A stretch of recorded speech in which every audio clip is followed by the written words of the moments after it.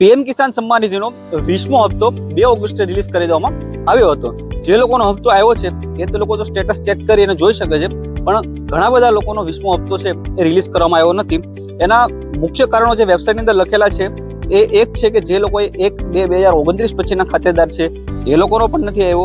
જેના પીએમ કિસાન સન્માન નિધિની અંદર multiple family member એક જ ખાતેદારની અંદર હતા, જે લોકો ખાતેદાર નહોતા પણ લાભ લેતા હતા, એવા સસ્પેક્ટેડ એવા લોકોનો પણ હોલ્ડ કરવામાં આવ્યો છે. આ લોકો તો એલિજિબલ નથી અને જે લોકોએ લાભ લીધેલો છે એ લોકોના હપ્તા તો રોકેલા જ છે, પણ ઘણા બધા એવા લોકો છે કે જે એલિજિબલ છે અને એ લોકોના પણ હપ્તા રોકેલા છે.